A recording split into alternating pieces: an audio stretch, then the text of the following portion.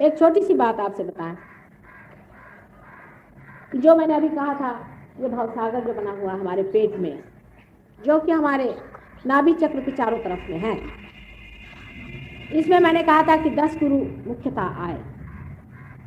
ये 10 गुरु अगर आप पुराने ज़माने से देखिए तो मोसेस, अब्राहम, सोक्रेटिस आदि करते करते राजा जनक, उसके बाद में मोहम्मद साहब, गुरु नानक, आखिर में आप अगर आए तो अपने शिरडी के साईनाथ, ये सब एक ही तत्व के अवतरण, एक ही तत्व के दत्तात्रेय।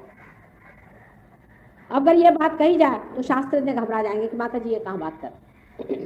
लेकिन उसी शास्त्रज्ञ को जब पेट का कैंसर हो जाता है तब देखिए क्या होता है, तब नक्शा दूसरा, और वो फिर डॉक्टर हो तो उससे भी बढ़िया नक्शा बन जाता है। एक तेहरान के डॉक्टर थे, उनको पेट में कैंसर की बीमारी, वो मेरे पास आए तो मैंने कहा भाई देखो कि तुम जरूरत से ज्यादा धर्मांध हो, कहने ठीक हो, हाँ कल हो, मैं तो बस इस्लाम को मानता हूँ, इस्लाम की इतनी सी भी चीज़ जानते नहीं, मोहम्मद साहब को ज़रा सब पहचानते नहीं, हाँ मैं तो इस्लाम का। मैंने कहा अच्छा इसीलिए आपको कैंसर हो गया? कहा क्या? मैंने कहा हाँ, इस तरह की कर्मठता से ही कैंसर की बीमारी पेट में हो जाती, बहुत बार हमने देखा। तो कहला अच्छा, तो मैंने कहा तुमसे मोहम्मद साहब खुद नाराज? कहले क्यों? मैंने कहा उनका जो अवतार हुआ है तुम नानक का, उनको तुम मानोगे? कहले कभी भी नहीं, मैं तो नहीं मान सकता उनको। मैंने कहा फिर मैं भी तुमको ठीक नहीं कर सकती, जाओ। चले गए, पर अब कैंसर की बीमारी, ऊपर से डॉक्टर, तो मालूम है कि ठीक तो होने नहीं वाली। तो फिर अच्छा कहो माँ, तो मैं मानता हूँ। मैंने कहा चलो अब गुरु नानक को नाम लो, दत्तात्रेय का नाम लो, शुरू कर दिया उन्होंने, उनकी तबीयत ठीक हो। ऐसे एक ब्राह्मण देवता आए एक बार, अभी पूना में गई थी, तो पूना आपको मालूम है ब्राह्मणों का गढ़ है। ये ब्राह्मण थोड़ी होते हैं, जो कि पार नहीं हुए वो ब्राह्मण नहीं होते। द्विज जो दूसरे बार पैदा हुए वही ब्राह्मण है। द्विज की कोई जात नहीं होती, वो जाति से परे गुणातीत, बड़ी ऊंची चीज है ब्राह्मण होना। जन्म से कोई ब्राह्मण नहीं होता। ये भी अलग अलग गलत फहमियां हमारे अंदर बैठी हुई कि हम जन्म से ब्राह्मण हैं, हम ब्राह्मण कुल में पैदा हुए तो हम ब्राह्मण हैं।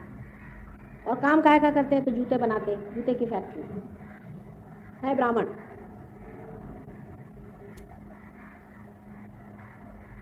इस पर बहुत बड़ा एक बार वाद विवाद खड़ा हुआ। कहने लगे कि ये गीता में लिखा। मैं कहा भाई गीता उता तो मैंने पढ़ी थी, हाँ मैं जानती सब हूँ, लेकिन लिखे नहीं सकते ऐसा। कहले क्यों? मैंने किसने लिखी गीता? कहले व्यास, व्यास मुनि। मैंने कहा व्यास किसका बेटा था? उसकी माँ कौन थी? डिमरीन थी, और उनका विवाह भी नहीं होता पराशर मुनि से, उससे पैदा होते व्यास मुनि, जिसके बाप का ही पता नहीं ऐसे थे वो व्यास मुनि जिन्होंने गीता लिखी थी।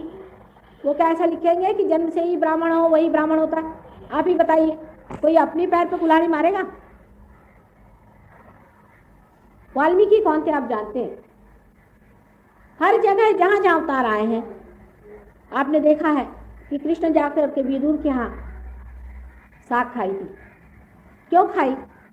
ये नहीं कि उनको खाना नहीं मिलता था, जान करके उन्होंने जाके खा के दिखाया था कि जाति पाति का जो ये ढोंग ढकोसला है ये खत्म होना चाहिए। राम ने एक भीलनी के मुंह से बेर खाए। आप लोग खा सकते हैं? कोई बूढ़ी भीलनी, गंदी मैली कुचैली कपड़े पहनी हुई, जिसके कि 2 ही दांत बचे हुए हैं, उन दांत को उन बेरों में खोप खोप करके ला दे, आप खाएंगे? आप में से कितने लोग हैं इस बेर को खाएंगे? पर श्री राम ने उसे खाया,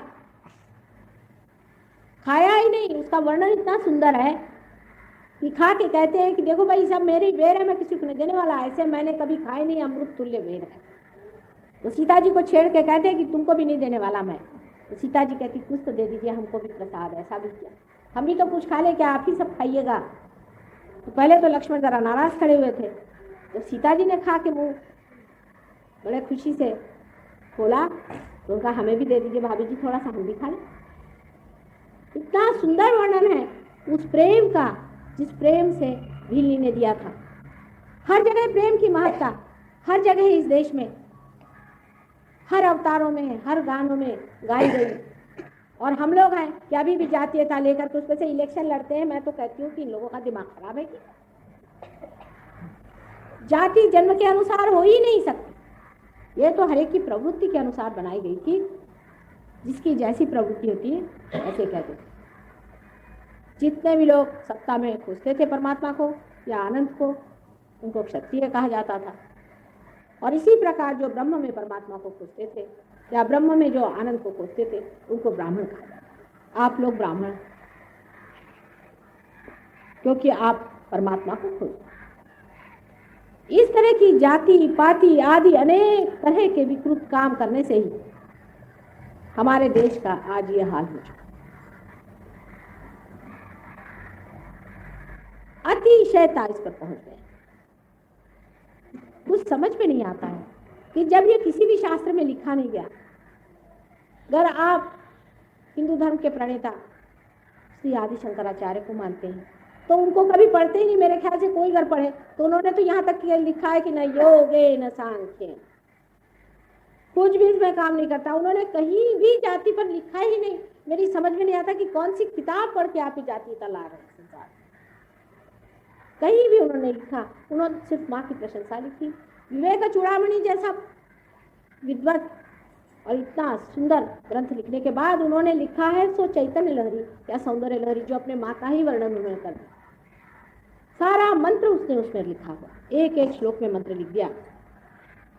उस आदमी को समझने की जगह पता नहीं कहाँ से ढकोसले निकाल के लाए हैं और इसको हम इतने भारतीय हैं। जिस भारतीय को कुंडलिनी के बारे में मालूम नहीं और सही से पता नहीं, मैं उसको कभी भी भारतीय नहीं। मेरे पति तो आप जानते हैं सरकारी नौकर रहे, मुझे एक सरकारी नौकर मिला नहीं जो कुंडलिनी के नाम को जानता। आश्चर्य की बात, मैं जापान गई थी, वहाँ लोग कहने लगे कि साहब ये कुंडलिनी के बारे में आप कुछ बताइए हो। तो जब मैंने उन्हें बस तो उसमें हुई सब जानने वाली। मुझे आश्चर्य लोग क्यों मुझसे पूछ रहे, कहने आज तक हमें कोई नहीं मिला हिंदुस्तानी जिसने कुंडलिनी नाम मिला जाना। वो तो कुंडली जानते हैं बस हॉरोस्कोप, पर कुंडलिनी कोई नहीं जानता। और इसका जो शोध है, इसकी जो खोज है, ये आपके सारे संसार के एटम बॉम्ब दुनिया भर की सब चीजों से ऊंची खोज। इसे सारा ही ट्रांसफॉर्मेशन इंसान का हो जाता। इतनी डायनामिक है, इतनी प्रचंड इसकी शक्ति है। लक्ष्मी तत्व को जागरूक करने के लिए कुंडलिनी के सिवाय कोई मार्ग ही नहीं। बाह्य से जरूर इन देशों ने उन्नति कर ली है, लेकिन अंदर खोखले हो चुके हैं। हम लोगों ने बाह्य से तो उन्नति नहीं की और अंदर की जो कुछ चीजें हैं उसको भी जानते। अगर हम जागरूक हों उन शक्तियों के प्रति जिसका पता बहुत सालों पहले लग चुका है, जिसको सिर्फ जानना मात्र है, तो वो दिन दूर नहीं कि सारा संसार इससे सुख प्राप्ति करे, इससे आनंद लुटेगा। लेकिन हमको पहले ये जान लेना चाहिए कि हम एक भारतीय हैं और हमारा ये हक, इसे हम जानें और इसे हम समझें।